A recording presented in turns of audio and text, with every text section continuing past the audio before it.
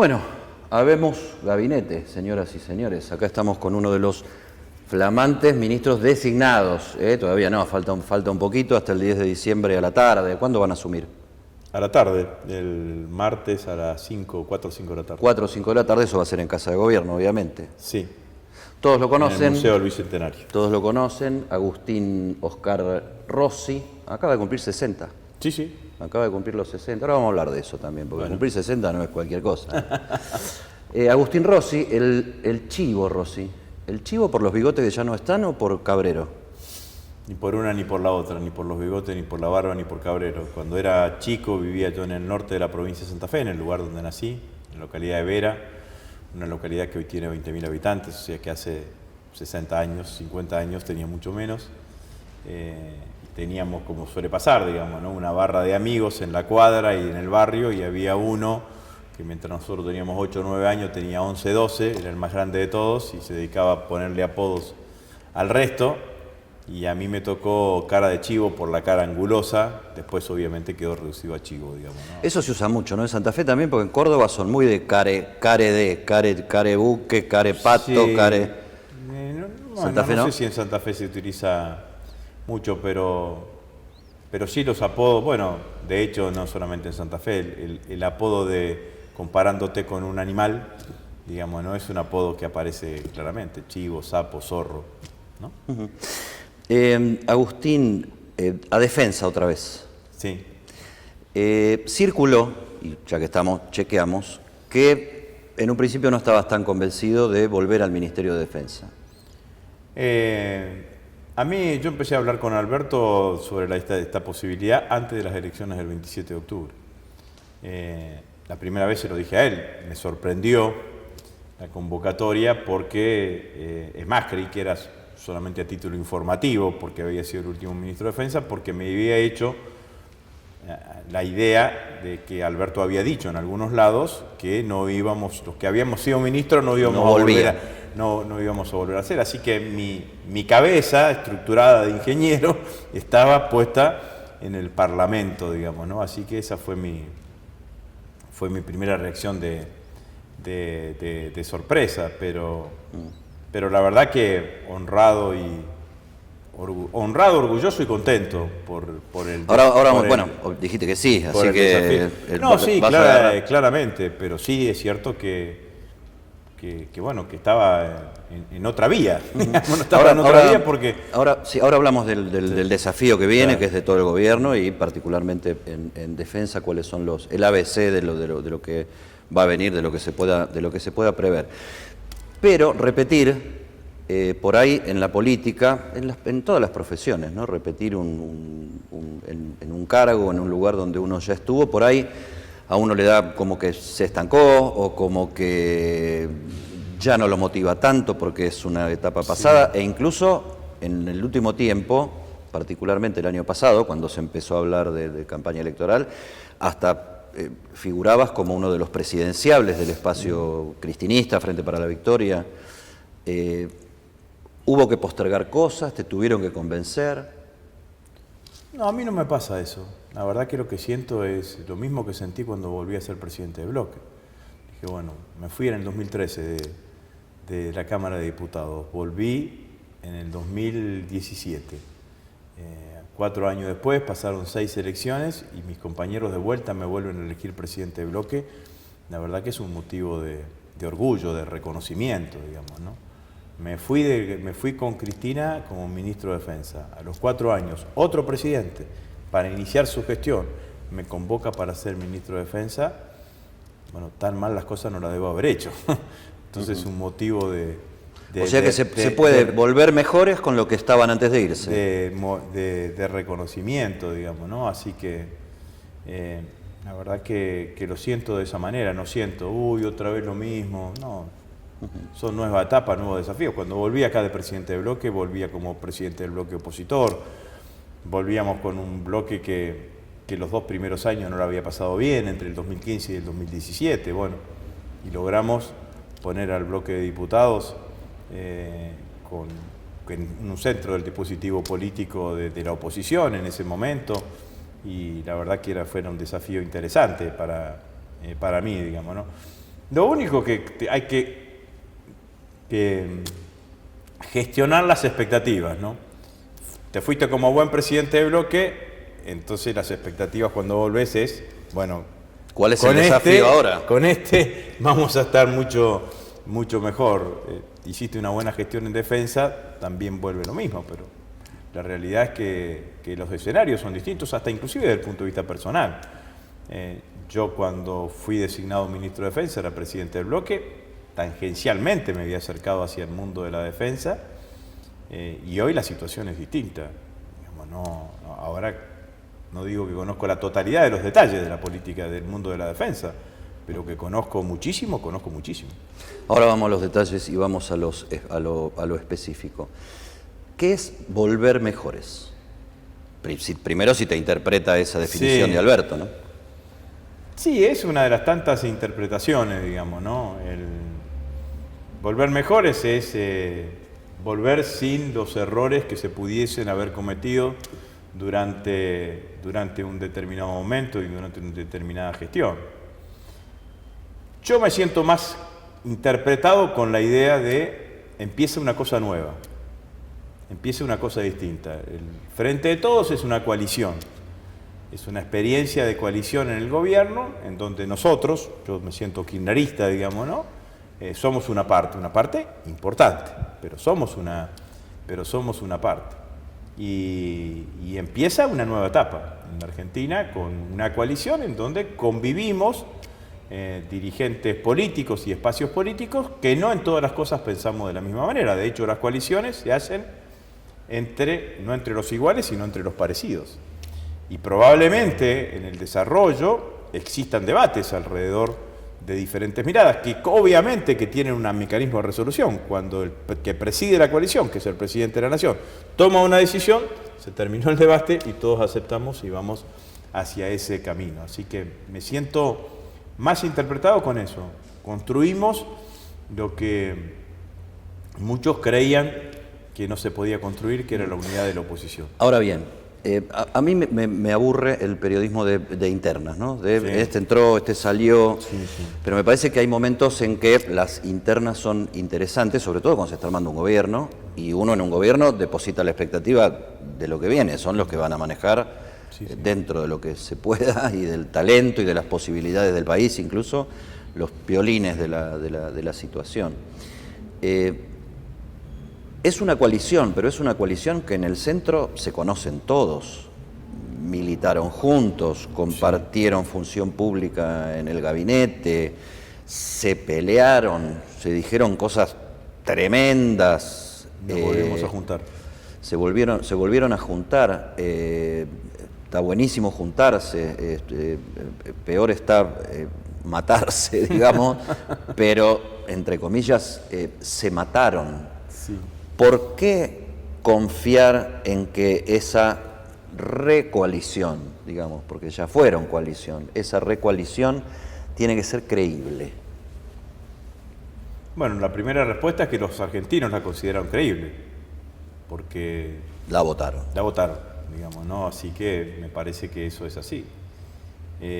La segunda respuesta que yo animaría es porque todos pasamos por lo que vos describiste. Y mientras nos peleamos, como lo dijo Cristina en muchas oportunidades, como lo dijo Alberto en muchas oportunidades, como lo dijo Sergio Massa en muchas oportunidades, ganaban otros. Y los que ganaron no hicieron las cosas mejor que nosotros, hicieron las cosas mucho peor que nosotros desde el punto de vista de la gente, desde el punto de vista de la sociedad. Entonces, yo me acuerdo, cuento mi experiencia personal, cuando me eligen los compañeros presidentes de bloque, voy y me reúno con Cristina. Y le dije lo que yo pensaba, le digo, mirá, me parece que lo que hay que hacer es que ubicar en al bloque claramente como fuertemente opositor a Macri. Y al mismo tiempo hay que no engancharse en lo que yo veía que muchas veces nos enganchamos entre el 2015 y el 2017, que era la pelea entre los distintos espacios opositores. Y lo fuimos construyendo. Y a pesar de tener diferencias en ese momento, en el 2018, conseguimos leyes que después Macri votó, por ejemplo, el congelamiento de tarifas y demás. Entonces, me parece que también la práctica política, la idea de representar a ese 60-65% de argentinos que estaba en contra de la política económica de Macri y en contra de la acción económica de Macri, nos fue juntando y nos fue encontrando. Entonces, yo creo que hicimos algo que todavía tenemos que concretar. Yo en ese momento decía, tenemos un gran acuerdo en el desacuerdo, no lo queremos más a Macri. Lo que tenemos que hacer ahora es convertir ese acuerdo en el desacuerdo en una propuesta positiva. La hicimos electoralmente. Y salió muy bien. Bueno, eso es lo que me planteo. Si la gente, la mayoría o la primera minoría, casi el 50%, 48 y pico, creyó en esta unidad o buscó rajar de Macri. Bueno, seguramente que el voto tendrá un doble componente o triple componente. La verdad que no hay motivaciones únicas. Pero bueno, motivaciones únicas en el voto. Macri siempre gobernó con un porcentaje alto de la sociedad que estaba en desacuerdo. Pongámosle un número redondo, 30-35%, entre 30 y 35% claramente en contra. Estaba en desacuerdo. Obviamente que cuando se producen, para mí dos hechos, uno fue el debate de la reforma previsional acá en la Cámara de Diputados y el otro, la devaluación de abril del 2018, bueno, ese porcentaje de distancia de la sociedad de Macri, de la sociedad para con Macri, se amplía. Bueno, había que construir la arquitectura electoral para tratar de representarlo, digamos, ¿no? Y en ese momento a cualquiera de nosotros, me pasaba a mí, que también hice una pre-campaña como candidato a presidente, te recorrían y te decían, te encontraba la gente y te decían, únanse. En realidad te estaban diciendo, ganen. Claro. Y el camino más corto para ganar era la unidad, y eso me parece que era... Ahora, lo que interpreto de lo que decías antes de esta parte es esto y me parece interesante. O sea, demostramos que podíamos formar una coalición electoral ganadora y ahora hay que demostrar si formamos una coalición de gobierno equilibrada y que pueda funcionar. Sí, yo creo que vamos en ese camino. Es más, estamos haciendo algo que Alberto dijo en la campaña y que yo comparto, que es ampliar la coalición de gobierno, que la coalición de gobierno sea más amplia que la coalición electoral. Lo convocamos a Marco Labaña como titular del INDEC, que estuvo en otro colectivo electoral. La elección fue por otro lado. En la elección fue por el otro lado, así que sin ninguna duda que me parece que vamos en ese camino, pero ahora tenemos el desafío de la gestión, que yo soy internamente muy optimista. Sé la gravedad de los problemas que tenemos, tenemos todos los problemas que existían en el 2003 y quizás ninguna de las ventajas que existían en el 2003, pero estoy convencido que vamos a sacar la Argentina adelante. Vos planteaste recién casi lo que es un axioma del peronismo, ¿no? O sea, nos peleamos, competimos, Perón decía, no se están peleando, se están reproduciendo. Nos peleamos, competimos, pero el que gana dirige y el que pierde acompaña. Ahora, eso en el peronismo ha funcionado hasta cierto punto, porque si el que gana vuelve a ganar y quiere plantearse otra vez volver a ganar, todos le dicen como... Y eso, a mi juicio, fue gran parte del problema de la ruptura, no el único, pero el problema de la ruptura de la coalición de gobierno de Cristina en el último tiempo. Es decir, paren chicos, no se queden a vivir acá, renovemos un poquito. Pero no sé si fue ese el problema. Probablemente hubo otros problemas, ¿no? Pero no creo en ese discurso, en esa idea que de alguna manera la verbalizó Sergio diciendo yo me presenté para afuera para frenar la reelección de Cristina, porque no había ninguna posibilidad de llegar a los 2/3 de los votos. No había posibilidad de repetir el 54% que habíamos logrado con Cristina. Ni con más adentro. Ni con más adentro, digamos, ¿no? Me parece que no había ninguna posibilidad. Nunca estuvo... Si hubiésemos pensado en eso, hubiésemos hecho otra cosa, qué sé yo, no sé. Ganaste con el 54% en marzo del 2012, plebiscito para ver si reformábamos la Constitución, alguna cuestión de esas características. Bueno, nada de eso hicimos. Sí, algunos lo deseaban públicamente, pero no hubo una presentación concreta. Pero también eso todos lo sabemos, digamos, ¿no? Cuando empieza el proceso del Pato Rengo, uno utiliza distintas formas como para tratar de sostener la mayor cantidad de tiempo, el mayor poder para la toma de decisiones. o seguir poniendo al líder en el centro seguir para no poniendo al líder en debilitarlo. el centro, no definir quién va a ser el candidato, no definir la sucesión. Bueno, esto me parece que es absolutamente lógico y razonable. Y también hay dispositivos, entonces, bueno, decía esto como forma de mantener claramente la centralidad, pero la verdad que con el poder que tuvo Cristina alguna vez habría que reconocérselo también. Mirá, el que se lo reconoció alguna vez fue en ese reportaje en donde, que ya no está con nosotros, Julio Blanc hablaba de periodismo de guerra. Dice en una de las respuestas, termina diciendo, Cristina, a pesar del poder que tuvo, en determinados límites nunca lo superó. Nosotros sacamos el 54% y no expropiamos papel prensa en ese momento. ¿Qué es lo que hicimos? Dijimos, bueno, vamos a declararlo un servicio público esencial, creo que le pusimos, o de utilidad pública, la producción y fabricación de pasta de celulosa para diario. Le dimos un marco regulatorio. Así que... Bueno, pero eso para algunos suena a expropiación. No, pero no fue expropiación. No, claramente no fue expropiación, así que sin duda Ahora, me parece que no fue así. Creo que sí, que hubo, que apareció y que se generaron tensiones alrededor del gobierno después del 2011, y bueno, y pasaron las cosas que terminaron pasando, digamos. Aparte de que no transgredió algunos límites, y eso está en hechos de la historia, Cristina trascendió este momento consolidándose más allá de los problemas, los debates, las sospechas y una cantidad de cosas como una dirigente política de muchísimo peso, sí, central en la escena, incluso, qué sé yo, hasta alimentada por el propio gobierno para convertirla en el demonio a vencer. Ahora, es indudable el liderazgo de Cristina y yo lo he dicho más de una vez y he sido muy crítico de Cristina, la distancia que hay entre Cristina como dirigente y líder política y muchos de los demás.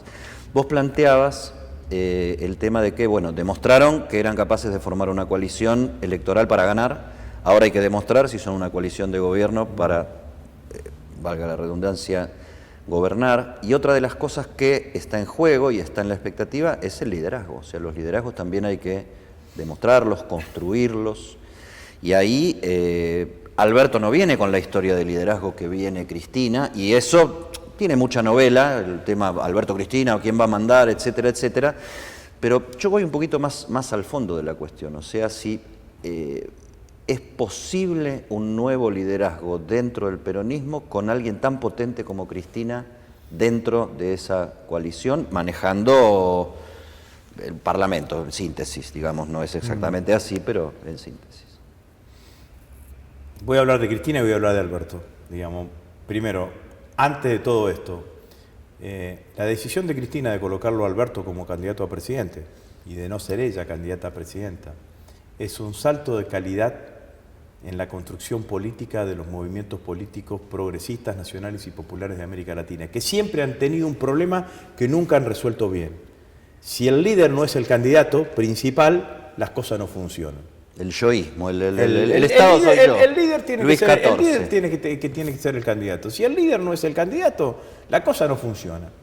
Y Cristina demostró que en toda su historia política que eso no era así, ¿no? Y lo demostró claramente ahora con Alberto, claramente. Nunca intentó, como decíamos recién, quedarse con una reelección, ni buscó ni tensionó el sistema institucional argentino para quedarse en el poder más allá de lo que le estaba permitido, y toma una decisión estratégica, como la decisión de colocarlo a Alberto como candidato a presidente, no solo para ganar las elecciones, como dijo, sino, en ese videíto de 12 minutos, sino para poder gobernar de la mejor manera posible, que es lo que ella tenía, lo que ella pensaba. Así que eso me parece que vale la pena computarlo por todo lo que significa y por todas las cosas que está viviendo América Latina también y los movimientos políticos progresistas en esta época. En segundo lugar de Alberto. Alberto ha encontrado un lugar, a mi criterio, inteligente, donde él se siente sumamente cómodo, en la relación con Cristina y en la relación con los otros actores. El otro día aquí en la reunión que tuvimos con el bloque, cuando lo designamos a Sergio como candidato a presidente de la Cámara y a Máximo como presidente del bloque, en un momento refiriéndose a Sergio, dijo, es de los de su generación el que más se ha preparado para ser presidente y seguramente va a tener la oportunidad de hacerlo. Un dirigente político que todavía no asumió como candidato a presidente, ya está dirigiéndose a otro de su propia coalición, de su propio espacio político, diciendo, mira que este puede ser presidente de la nación. Entonces me parece que... ¿Puedo interrumpirte un segundo? Sí. Bellísimas palabras. Sí. Pero correte un cachito, Sergio, que ahora no es tu tiempo, es el tiempo mío. Pero eso ya está de hecho, digamos, ¿no? De hecho, la historia decidió que era el tiempo de Alberto, digamos, ¿no? Esto es así. No lo estaba diciendo antes que lo elijan candidato a presidente. No le estaba diciendo, vos tenés tiempo, pibe. El presidente te está diciendo a vos, que sos presidente de la Cámara, el cuarto en la línea de sucesión presidencial, que vas a tener la oportunidad de ser presidente. Entonces te digo, está, me parece, en el lugar que necesitamos ahora, que es el que articule toda esta gran coalición. Alberto es un gran articulador y yo creo que cuando se conozca el gabinete se va a mostrar que claramente es un gran articulador que hace sentir muy cómodos a todos los que vamos a tener la posibilidad de trabajar con él, y que tiene la facilidad de que esa comodidad con la cual te hace sentir, esa articulación, no le hace perder firmeza a la hora de la toma de decisión. Entonces, y me parece que es eso, digamos, ¿no? Entonces, el liderazgo de Cristina no lo decidimos nosotros. Cuando vos te vas a Humahuaca y una señora que te reconoce te dice, dele saludo a Cristina, o cuídela a Cristina, no la proteja a Cristina, o cuando entras en una casa en un barrio y encontrás una fotito de Cristina en una casa humilde, ya no nos pertenece a nosotros. Es un liderazgo que consolidó la sociedad, es un liderazgo sociológico. Cuando Cristina habla hay gente que llora, que se emociona. Entonces, ¿cómo vas a competir con eso? Eso ya no le pertenece al mundo de la política. El mundo de la política me hizo a mí presidente del bloque, diputados y demás. Bueno, Alberto presidente, el liderazgo en la sociedad, esa cosa de empatía, de cariño intenso que tienen sectores importantes de la sociedad con Cristina, bueno, se construyó por una X cantidad de motivos y es una decisión que nos trasciende a los militantes y los dirigentes políticos. La selección de Alberto por parte de Cristina es para mí una de las más grandes jugadas políticas de los últimos tiempos en la Argentina. Ahora, también es, por un lado, un abrazo del oso. El vicepresidente dijo, sos vos. Con ese tipo de liderazgo, al que más allá de quien lo diga, anoche Macri decía, se acabaron los liderazgos, no hay espacio para más liderazgos mesiánicos. Y de alguna manera vos me estás diciendo algo así, porque me estás pintando a un Alberto Fernández, un líder más coalicionista, un líder más horizontal, un líder no tan central. No hay pregunta, estamos razonando. Sí. Sí, es un gran articulador de la coalición, sin ninguna duda. Con un lugar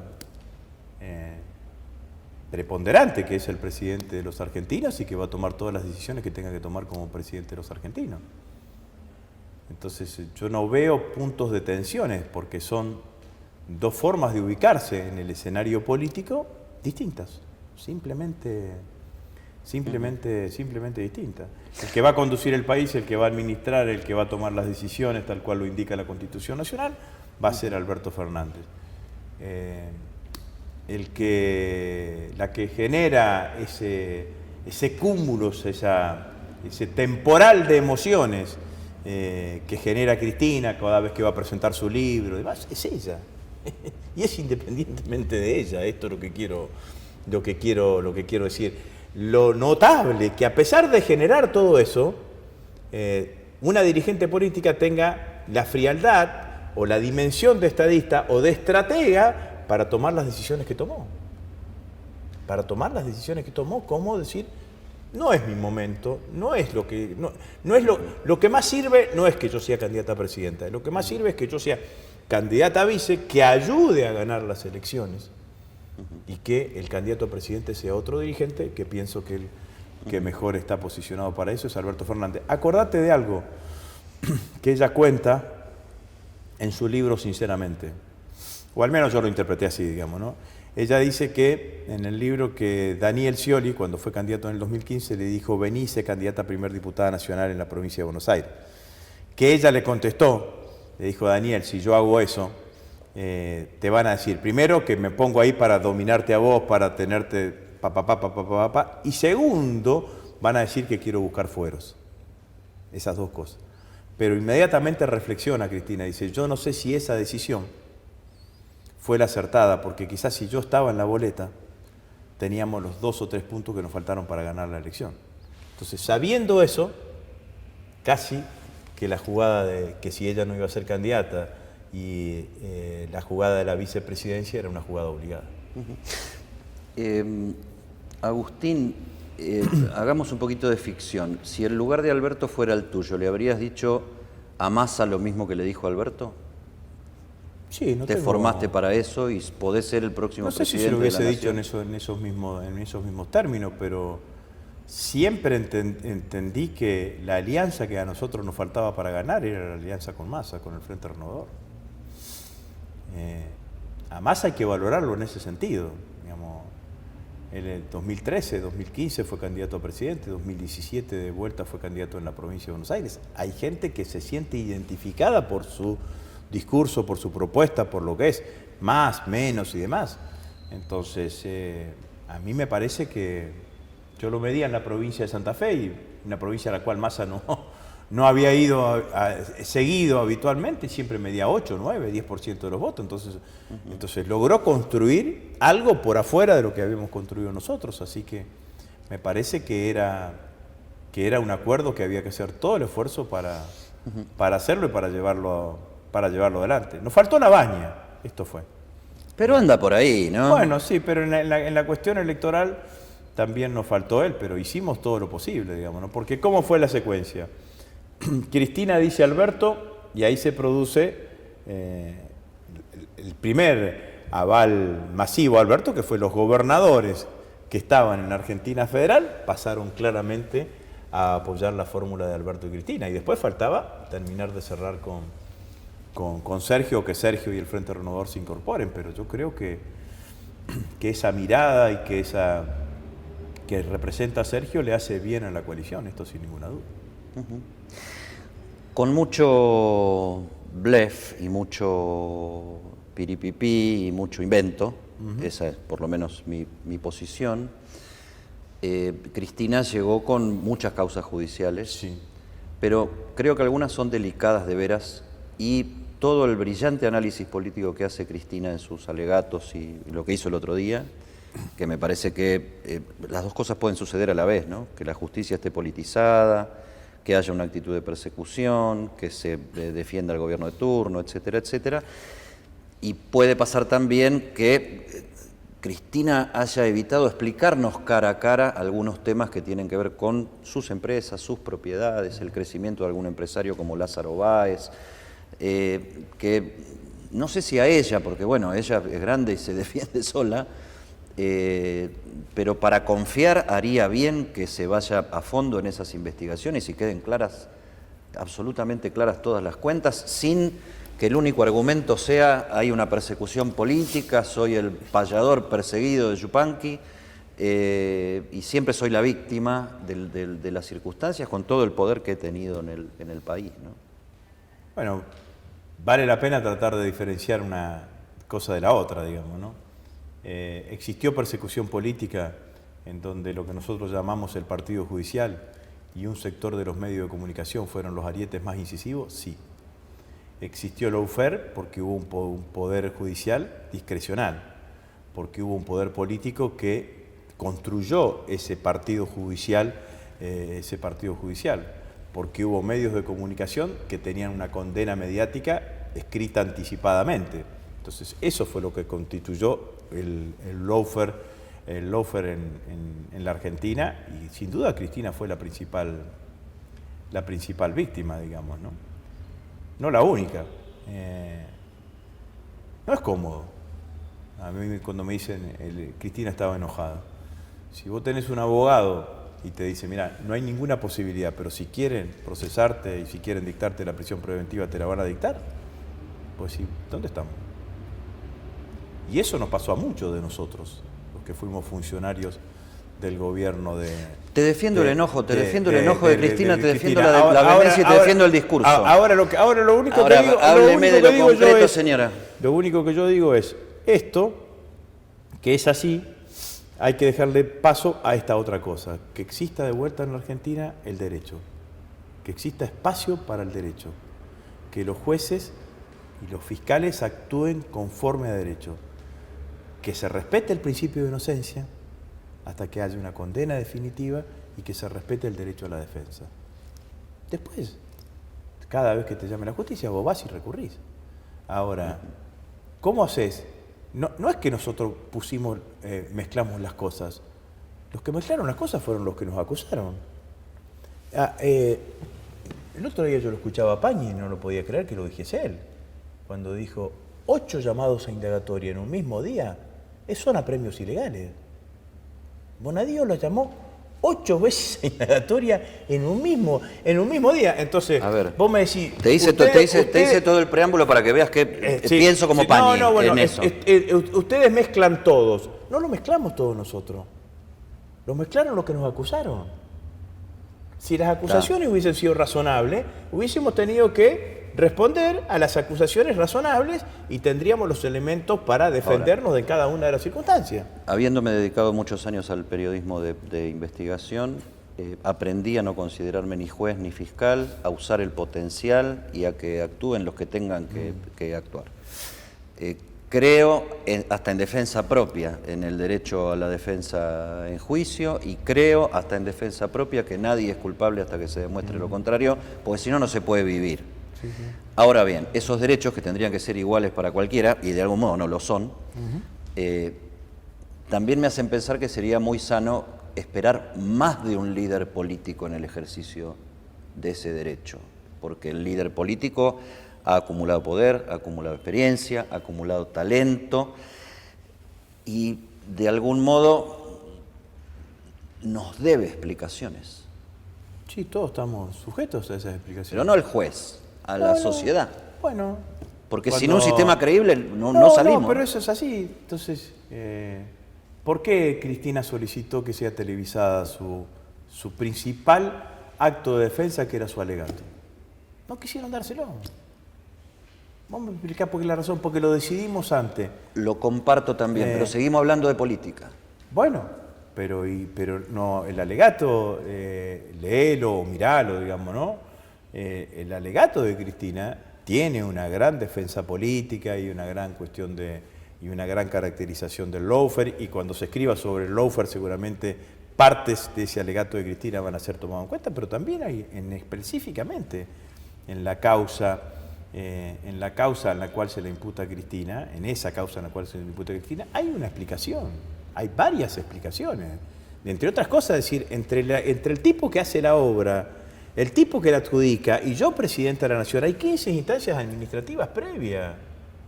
¿Por qué yo soy una jefa de la asociación ilícita? Hay una explicación. ¿Por qué Lázaro Báez ganó el 41% de las obras de Santa Cruz? Yo en mi actividad privada fui constructor y sé lo que significan los gastos generales y sé lo que significa ir a trabajar desde Santa Fe o Rosario a otra provincia. Entonces, bueno, pero hay una cantidad de explicaciones que dio Cristina en ese lugar. Están las pericias de vialidad, en donde las obras estaban hechas. Las pericias que solicitó la defensa no le dieron lugar. Bueno, entonces, no tenemos problema. La verdad que yo te lo digo claramente, no tenemos problema en sentarnos y discutir, y menos Cristina, digamos, ¿no? Cada una de las acciones en las cuales se la han imputado, pero cuando nos dice ustedes se defienden en términos políticos, nos mezclaron todo. Si nos hubiesen hecho una acusación centrada, ni siquiera me parece mal. y No. aparte a un político, también, si no Bueno, le pero pedís vos te razón de la defendés política. políticamente, pero Cristina estuvo. El tema es que todo sea el- lo- que sea lo todo el único. tiempo, todo el tiempo conforme a derecho. Cada vez que fue solicitada y llamada, concurrió. Bueno, me parece que más no se le puede Fenómeno. pedir. Última de este bloque. Se me están haciendo más largos estos programas de En el Barro, porque todavía no hablamos de defensa, que es el desafío que tiene este señor. Ahora vamos a hacer un cortecito después de esta y vamos a ir al tema específico que nos ocupa, porque parecía un tema muy tranquilo, casi que había dejado de ser un problema de la democracia el tema de las Fuerzas Armadas, y mirá en la región en que estamos, ¿no? Pero última con lo que viene, Agustín. El gabinete Sí. ¿expresa a Alberto o expresa los acuerdos de la coalición? No, me parece que expresa Alberto y que tiene incluido una mirada amplia sobre la totalidad de la coalición. ¿Cómo conformás vos un gabinete? Digamos, vos conformás un gabinete exigiéndole, al menos yo, digamos, ¿no? Cuando elijo mis colaboradores, honestidad, expertise técnico, de que sabés lo que tiene que tener y ver qué grado de pertenencia política tiene, no en cuanto a partido político, sino a su cosmovisión ideológica, digamos, de en qué lugar está parado desde el punto de vista ideológico. Me parece que Alberto lo debe haber conformado de esa manera. Estoy convencido, a mí no me preguntó, che, ¿vos estás con Cristina? ¿No estás con Cristina? Me llamó y por lo que él creía que yo podía aportar en un área respectiva como la defensa, digamos, ¿no? Y si hubiese encontrado a otro dirigente de otro espacio político, de otro lugar político. El otro día, y esta sí es la última del bloque, el otro día lo entrevisté a Felipe Solá para este espacio, y él me decía, no hay, por lo menos en lo que le toca a él, que es la relación exterior, Sí. La ideología va de mochila, va atrás, la relación es cara a cara y no hay que ideologizar las relaciones. Y vos me planteás el tema ideológico como un tema central en la conformación de tu gabinete. ¿Es más ideológico el kirchnerismo dentro de la coalición? ¿Le presta más atención a eso? A ver, ¿cómo es este tema? ¿De dónde va la ideología? ¿Va adelante, va atrás? La ideología está presente en todos los actos de tu vida. ¿Qué entiendo yo por ideología? Vos tenés una familia, una pareja, una forma de trabajar, la forma de comunicarte con tus trabajadores, con tu equipo, tiene que ver con tu mirada de la vida, digamos, ¿no? Tu mirada ideológica. Me parece que es inscindible de las acciones de cada uno. No. Después que esa mirada, que esa ideología es una cosa muchísimo. Digo, por ejemplo, ¿qué es ser progresista en la Argentina? Para ponerlo claramente. Podemos decir que ser progresista en la Argentina es aquellos que defendemos la escuela pública, que estamos orgullosos independientemente de ser peronistas o no con la reforma universitaria del 18, que creemos en los derechos de los trabajadores, que sentimos que defendemos un Estado presente, sobre todo en aquellos lugares y presente para aquellos sectores que más lo necesitan, que creemos en el desarrollo industrial de la Argentina, que pensamos en una América Latina integrada y nos sentimos como parte del continente, que como te decía Felipe, creemos que las relaciones internacionales no deben ser parte de un alineamiento automático, sino que tienen que ser relaciones estables, maduras y serias con todos los países del mundo, independientemente en qué lugar ideológico estén ubicados cada uno de esos países. Bueno, para mí eso es ser progresista y seguramente esa es la ideología que me representa, que creemos en los derechos, en la ampliación de derechos individuales, que nos pusimos contentos con la ley de matrimonio igualitario. Bueno, es mi mirada. Agustín El Chivo Rossi, seguimos con lo que hasta hace poco parecía un trámite, o una cosa, casi un trámite administrativo sobre la antigüedad, que eran las Fuerzas Armadas. Mirá cómo está América Latina, ya venimos.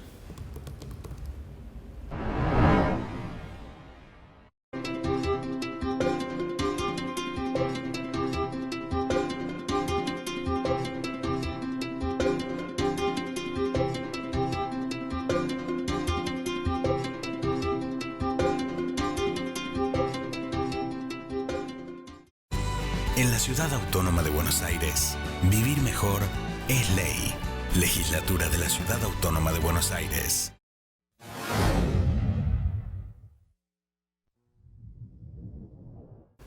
Entonces, Agustín Rossi, ministro designado, flamante ministro designado de Defensa una vez más.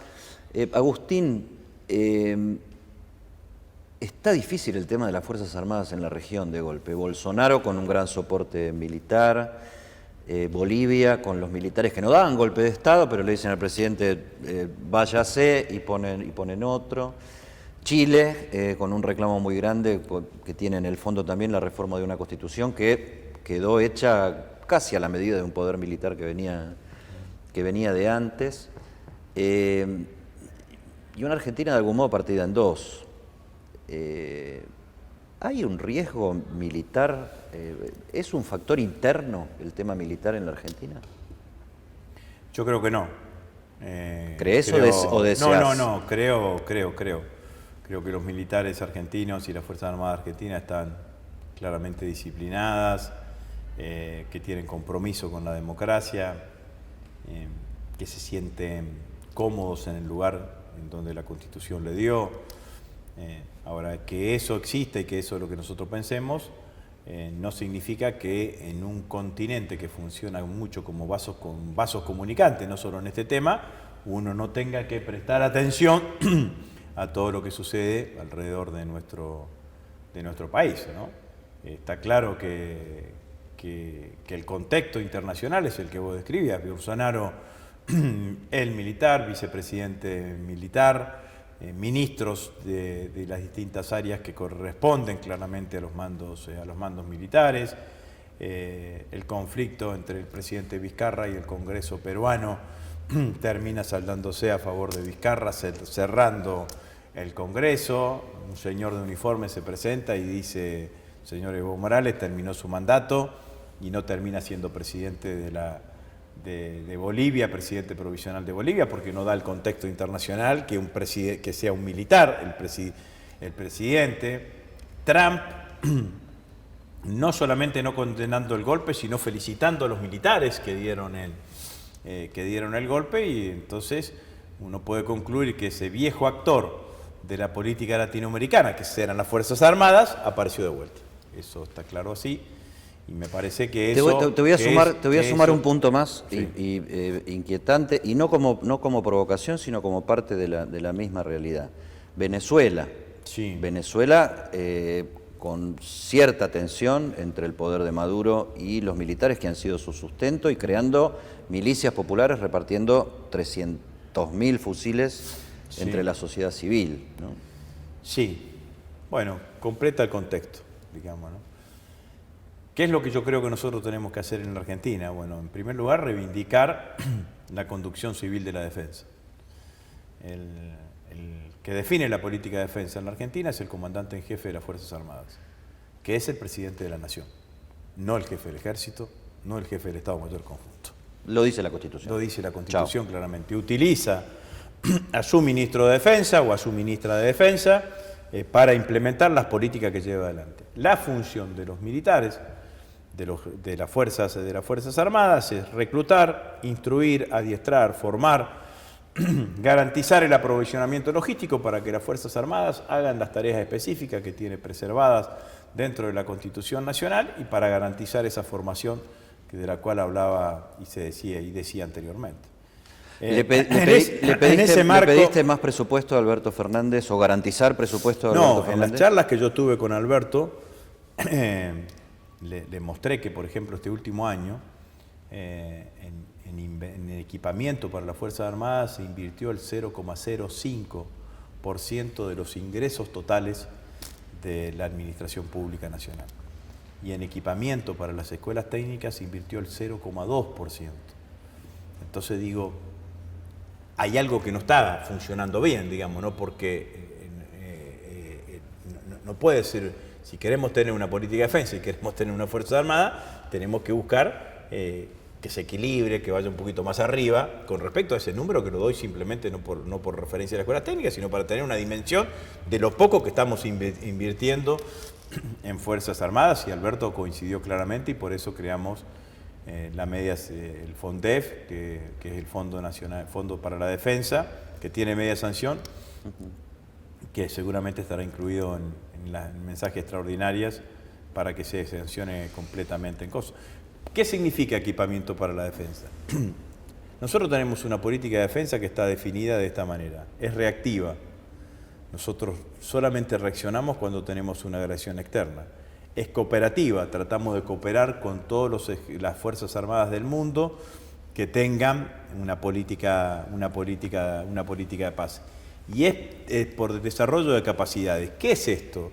Esto significa que en el mundo, por ejemplo, digamos, ¿no?, las armadas se distinguen si tenés portaaviones o no tenés portaaviones.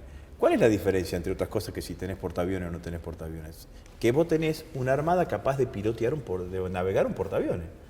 Entonces, si vos mañana comprás o tenés o fabricás en la Argentina una flota de 10 aviones supersónicos, desde el punto de vista bélico no te significa nada, no te modifica nada en el tablero. Lo que sí vos tenés una fuerza aérea cuyos pilotos saben volar aviones supersónicos. Entonces, de esto se trata. En el medio de todo esto hay que cruzarlo con otra diagonal que es muy entusiasmante, que es Industria para la Defensa e I+D. Industria para la Defensa porque en todos los países del mundo que la tienen es una de las industrias estratégicas y es uno de los vectores de desarrollo industrial. Yo sigo convencido que nosotros tenemos las bases para hacer ese desarrollo industrial. Tenemos FADEA, tenemos fabricaciones militares, tenemos Tandanor. Hay que recrear, cosa que existió en mi anterior gestión, una alianza estratégica con INVAP para el desarrollo, para animarnos a nuevos desarrollos. Y tenemos que apostar a la investigación y más desarrollo. Los desarrollos tecnológicos más importantes que hoy usamos todos, yo y vos, Internet, la primera computadora portátil, el celular, se nacieron de las Fuerzas Armadas. Entonces, privarnos de tener eso es privarte de acceder a una cantidad de desarrollos tecnológicos que podés hacerlo y podés llevarlo adelante. Trato de salirme de la grieta. Creo, sin experiencia, porque no lo hemos logrado hacer, que es gran parte del problema de la Argentina, pero te escuché hace unos días, no sé si reivindicando, pero valorando lo que se hizo en FADEA, la fábrica de aviones, por parte de este gobierno que, sí, que está saliendo, y ayer lo escuchaba a Macri valorando el INVAP, que ha sido casi una bandera de la gestión anterior, la recomposición del INVAP. ¿Es posible que ahí veamos una idea de desarrollo estratégico más allá de quién gane y quién pierde una elección? O sea, un kirchnerista diciendo lo de la fábrica de aviones está bien, y el presidente Macri, ¿no?, un macrista diciendo el INVAP, está bien, apropiándoselo un poquito, pero viene de antes, digamos, ¿no? Yo no tengo problema en ser generoso. No han sido generosos con nosotros, digamos, ¿no?, sobre todo en el área de defensa.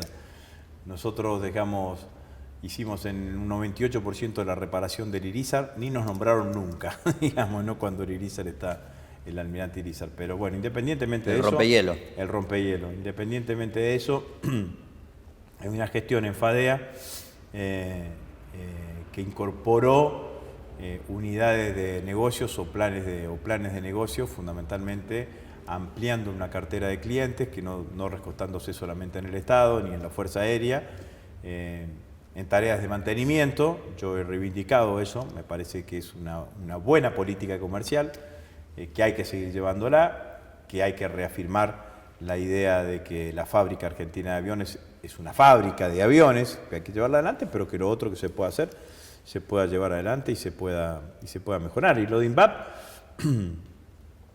me alegra que el presidente lo haya reivindicado. La verdad que INVAP no la pasó bien en estos 4 años. INVAP tenía durante nuestra gestión el desarrollo de una cantidad de iniciativas que fueron claramente paradas. Los satélites no se están fabricando más, los radares casi dejaron de fabricarse.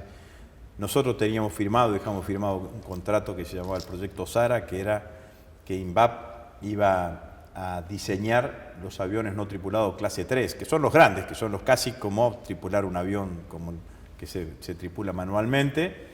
Lo iban a diseñar, se iba a diseñar el sensor de la carga útil allí y se iba a construir en FADEA, y de eso no se hizo nada. Pero independientemente de eso, me parece que va por ahí, va por el desarrollo de la industria, va por mejorar cada uno de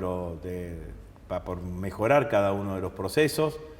Tenemos una fábrica militar en Fray Luis Beltrán que fabrica municiones 9 milímetros y solamente está participando en un 25% del mercado argentino, y el otro 75% es un 100% importado. Tenemos una fábrica militar en Azul que la cerraron, una fábrica de explosivos. Todos los explosivos que utiliza la industria petrolera son importados. Nosotros en nuestra gestión abrimos una fábrica militar en Hachal, en San Juan, para fabricar explosivos para la industria minera. Bueno, me parece que hay una cantidad de cosas y una multiplicidad de cosas para hacer de manera importante, pero como se lo dije a unos periodistas, todo lo que se hizo bien en FADEA lo vamos a continuar, y las cosas que haya que mejorar, las mejoraremos. Miró 2 veces el reloj ya, el Chivo Rossi. Acomodé nomás. No sé qué apuro tiene, porque tiene que participar del armado de un gobierno, no hay problema, me acomodé nomás. No tiene una tarea tan importante. Lo importante es lo mío, que tengo que hacer preguntas al ministro de Defensa. Vamos a tratar de ser concretos, así te voy liberando, porque es cierto, digamos, son días muy, muy especiales, de mucho trabajo, de armado de equipos, etcétera, etcétera. Para sintetizar y ser brutalmente simplificador, sin presupuesto no hay garantía de subordinación de las Fuerzas Armadas al Poder Civil. No, al contrario, no he dicho eso. Yo creo que necesitamos tener unas Fuerzas Armadas que se sientan partícipes del desarrollo de la nación, que se sientan integradas al desarrollo de la nación, que se sientan partícipes del desarrollo de la industria nacional, y que sientan que las cosas por las cuales se decidieron ser militares, esos argentinos, hombres y mujeres que decidieron ser militares, pueden ser cumplimentadas. Para decirlo más vulgarmente, si vos decidiste un día entrar a la escuela aeronáutica, algún día querés manejar aviones. Ponele. Para eso tenés que tener aviones. Bueno, de esto se trata el equipamiento de las Fuerzas Armadas, digo, para decirlo de manera brutal, digamos, como dijiste vos. No se trata de una negociación ni de nada por el estilo, digamos, ¿no? Pero creo que hay que entender lo que significa ser militar. Y yo lo entendí, como otras tantas cosas en mi vida, por Perón. El 17 de octubre del 45, el día que Perón ingresaba a la historia grande de este país, digamos, ¿no? A la historia internacional, si se quiere, Perón estaba en Martín García, preso, lo sacan de Martín García, viene a la Casa de Gobierno, se entrevista con Farrell, en ese momento Delmiro J. Farrell, presidente de la Nación, y además jefe del Ejército en ese momento, y bueno, le presenta su solicitud de retiro, y después sale a hablarle a la multitud que lo estaba esperando ahí en la Plaza de Mayo. La primera palabra de Perón son palabras de agradecimiento a la gente que había concurrido allí, a los trabajadores. El segundo párrafo, Perón dice algo más o menos como esto, dice: acabo de presentar mi solicitud de retiro al general Farrell, y con eso privarme del más alto honor de un soldado de la nación, de un soldado argentino, que es ser general de la nación.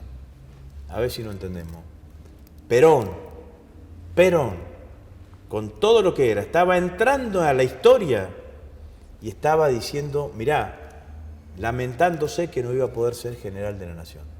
Son los únicos argentinos que tienen en su juramento hipocrático dar la vida para defender la patria hasta dar la vida, si es necesario. Entonces, me parece que hay que entender eso, que hay que saber cómo es el mundo militar y cuáles son las cosas que los militares...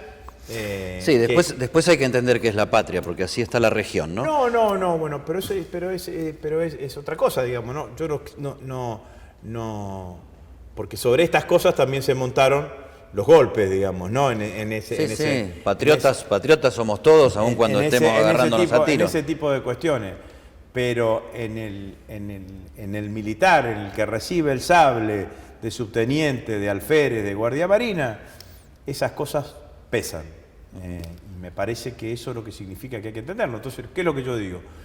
Se necesitan tener fuerzas armadas en donde, cuando el militar se mira al espejo, el espejo le devuelve un soldado. Lo dijiste de alguna manera, pero abuelo de pájaro. Unas Fuerzas Armadas integradas también a la región, en esta región convulsionada, con una vuelta a la participación política de las Fuerzas Armadas. Esos militares en la vida real, en la integración, se juntan y conversan de sus realidades. Por ahí en los foros oficiales y públicos hablan de temas de defensa, pero después almuerzan, charlan, qué sé yo, de la vida, y la vida a muchos de esos militares de la región se les está ocupando con la política. ¿Cómo se blinda eso? Bueno, aparte de con la Constitución, porque la Constitución es un símbolo. No es la primera vez que nosotros estemos singularizados en ese sentido. Cuando yo asumí en el 2013 como ministro de Defensa, en general, en la mayoría de los países de América Latina, existía la presión del involucramiento de las Fuerzas Armadas en el combate contra el narcotráfico, ¿no? Que es una política del Comando Sur, ¿no? Terminada la doctrina de la seguridad nacional, que sostuvo a las dictaduras militares de la década del 70 del siglo pasado, empezaron la doctrina de las nuevas amenazas y que se involucren las Fuerzas Armadas en ese combate. Y bueno, pasaba, entonces, las Fuerzas Armadas nuestras iban a ponerle a Brasil, se juntaban con los militares brasileros, tenían todo lo que significaba la reunión de la comisión conjunta, charlaban de los temas que hacen a la problemática de defensa, y después tenían dos realidades distintas. Los militares brasileños se metían en las favelas, los militares argentinos no participaban en cuestiones de seguridad interior. Bueno. Gobernaba Lula, ¿eh? No, gobernaba Lula, gobernaba Dilma. Y el involucramiento en las cuestiones de seguridad interior también pasaba en otros países. Evo Morales tenía ley de derribo, y nosotros siempre nos opusimos a la ley de derribo, por ejemplo. Digamos, ¿no? Así que esto me parece que... Ley de derribo, avión no identificado, pum, lo bajo. O sea, así que eso es. Te vuelvo a decir cómo empezamos la charla, digamos, ¿no? Yo creo que tenemos Fuerzas Armadas que están convencidos que este es el camino, ¿no? Que ya, por ejemplo, aprendieron que durante estos 6 años no era necesario involucrarse en las cuestiones de la lucha contra el narcotráfico, porque la verdad es que los países que han metido a las Fuerzas Armadas en eso no han resuelto absolutamente nada. Y no creo que se sumen a ninguna otra aventura. Ahora, sería tonto de mi parte, inocente de mi parte, no advertir el contexto internacional. Símbolos. La política se hace mucho con símbolos, y a veces utilizamos los símbolos para... más para ver en qué nos diferenciamos que en qué nos parecemos, ¿no? Desfiles militares. ¿Va a haber? Primero son caros. No me importa, digamos, ¿no? Pero digo, son caros, no es que salen gratis estos desfiles militares. Los que lo defienden son los que dicen que de esa manera se muestra a las Fuerzas Armadas en el conjunto de la sociedad. Se le acerca al público civil. Yo prefiero otra metodología, que son las puertas abiertas, que es en algún lugar de la Argentina, en Buenos Aires, acá lo hicimos en la cancha de Poro en muchas oportunidades. Ahora sé que han privatizado parte de la cancha de Poro, la verdad que inentendible, digamos, ¿no? Pero que es hacer una gran exposición con todas las cosas que hacen las Fuerzas Armadas, que realizan, que producen, que actúan, que llevan adelante. Lo hicimos acá, lo hice en Morón con la Fuerza Aérea. O sea, no una cosa tan de demostración de poderío, si se quiere, sino de más didáctica, más educativa. Más de interacción en conjunto con la sociedad civil. Lo hice en Rosario, el 20 de junio, en el Parque Nacional de la Bandera, y la verdad que la gente que se acerca queda muy bien, digamos, ¿no? Queda muy bien impresionada digamos, si hay gente que le gusta que sentir que tiene esas Fuerzas Armadas o saber de realmente qué es lo que pasa, digamos, ¿no? Así que yo prefiero más una metodología de esa característica. Digo también, hay una serie de acciones que llevan adelante las Fuerzas Armadas que las involucran con la sociedad civil. Entre ellas, un área que vamos a jerarquizar a partir del 10 de diciembre, que este gobierno la desjerarquizó, que es el accionar de las Fuerzas Armadas ante situaciones de emergencia o de catástrofe. Inundaciones, incendios forestales, estar allí fuertemente presentes. De tu gestión anterior, y voy terminando, recorriendo el archivo, una sola polémica fuerte, el misil y los fusiles desaparecidos de La Plata. Bueno, te reís, pero es un misil y son fusiles que no sabemos dónde están. ¿En qué quedó eso? Bueno, primero me parece, ¿Y cómo quedó lo primero que hay que... No en tu currículum, sino en tu sensación personal. Bueno, lo primero que hay que decir es, el misil no desapareció, se lo robaron. Se lo robaron personal militar, que lo sacó del cuartel y se lo llevó. ¿Para qué? Para hacerle daño a alguien, no a mí, quizás al jefe que venía, porque se llevó un misil sin el cabezal que lo termina activando. Sí, inactivo. Bueno, entonces, ¿qué es lo que hice? ¿Qué es lo que hice yo? Lo que hice yo fue, cuando me informaron, no le dije cúbralo, vaya y haga la denuncia. Hicimos la denuncia ante la Justicia Federal, eso le ordené al jefe del Ejército, y en segundo lugar puse al Ministerio de Defensa como querellante. Entonces, no me crucé de brazos. La justicia investigó, se hicieron algunas acciones. Hice todos los sumarios administrativos que tenía que llevar adelante el Ejército por esa falta que allí estaba, ¿no? En San Lorenzo hice más o menos lo mismo y agregué una cosa más. En San Lorenzo fue así, digamos, ¿no? Se hacía cargo del batallón de arsenales de San Lorenzo un nuevo coronel, hace un arqueo, las balas se cuentan por cajones, ve una que estaba un poco corridita, esa caja, y dice, a ver, bájeme esa caja, y le saca la caja y estaba vacía. Entonces hace un arqueo completo con toda la información que se la pasa al jefe del Ejército. Le digo al jefe del Ejército, vaya y haga la denuncia. Hizo la denuncia en la Justicia Federal en Rosario. Yo puse el Ministerio de Defensa como querellante y cerré ese arsenal. Y lo convertí en una base de apoyo logístico. Y repartí todo el armamento y toda la balística que existía en distintos lugares, distintos arsenales que tiene el ejército argentino. Entonces, la verdad que lo demás es parte de la chicana, digamos, ¿no? No se me perdió ni desapareció, se lo robaron. ¿Se lo robó quién? Personal militar.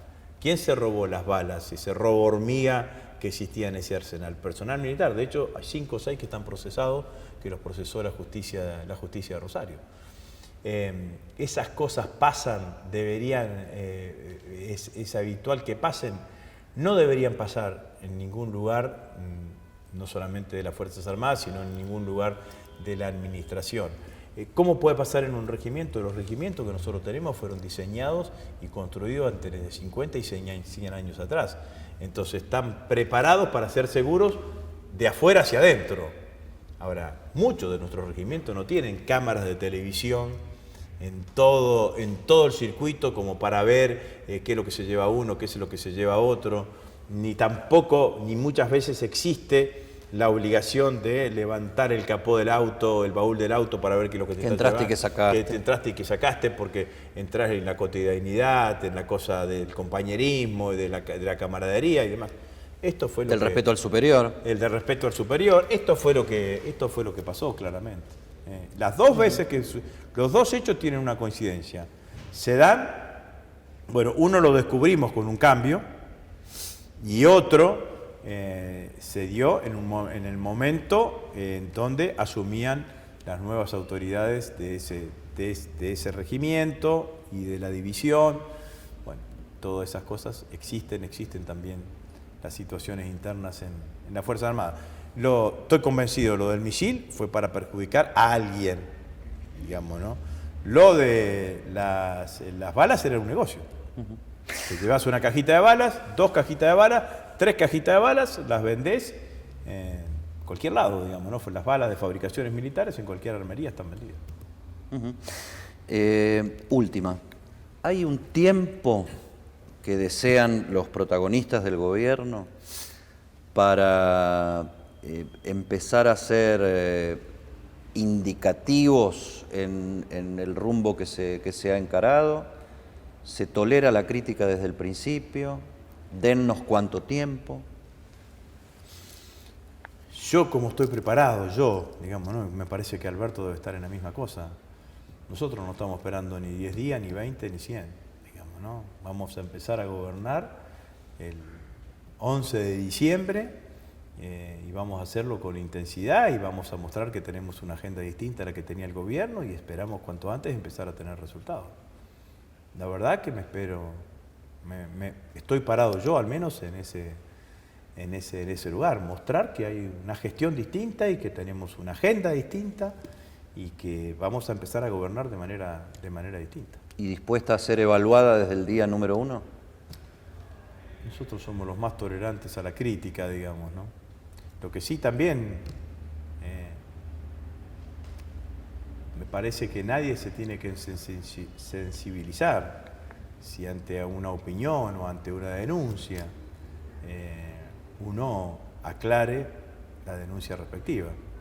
Voy a hablar yo en primera persona. Hace 15 días, Eduardo Van der Koy, en su comentario de Clarín del día domingo, pone un punto oscuro en la designación de Alberto Fernández, es la designación de Agustín Rossi como ministro de Defensa, y que además arrastra 3 denuncias.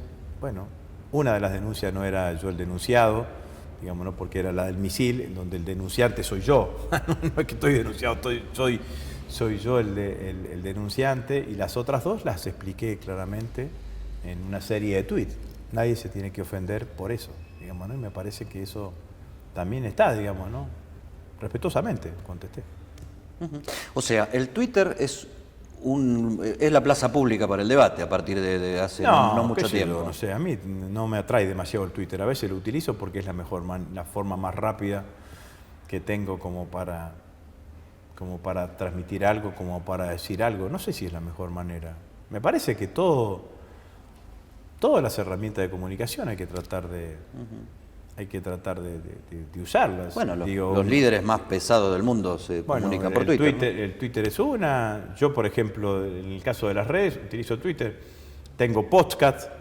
Te hago todos los domingos a las 8 de la noche un Facebook en vivo, donde hago una editorial. Me asemejo a ustedes, digamos, ¿no? ¿Y va a continuar ese método? Voy a tratar de que continúe. Sí. Hago una editorial de 15 minutos, 20 minutos y después respondo preguntas de los que miran en vivo y también utilizo para comunicar este modelo, que es el modelo de las entrevistas, digamos, ¿no? Vamos a trabajar también en defensa. En la anterior gestión tuvimos, no es que tuvimos un problema, aprendimos, entre otras cosas, que hay un gran desconocimiento del mundo de la defensa. Digamos, en la Argentina, cada vez que hablamos de los militares con la democracia, los militares con los derechos humanos, pero el mundo de la defensa tiene parte de todas estas cosas. Bueno, probablemente encaremos ya el año que viene un curso para periodistas que quieran especializarse o aprender más del tema, que les permita tener una mirada mucho más intensa sobre el tema, pero a mí Y sería otro modo de una mirada civil hacia las Fuerzas Armadas. Y también interacción sería esa cosa, digamos, ¿no? Porque me parece que este es el desafío, que los civiles también podamos opinar sobre lo que significa la política de defensa. Agustín Oscar Rossi, el Chivo, diputado de la Nación, ministro de Defensa en estado de designación y millennial, porque el tipo está en Facebook, está en Twitter, está en todos lados. Gracias. No, gracias a vos, muchas gracias. Y éxitos. Oh, bueno. Sí. Nos vemos.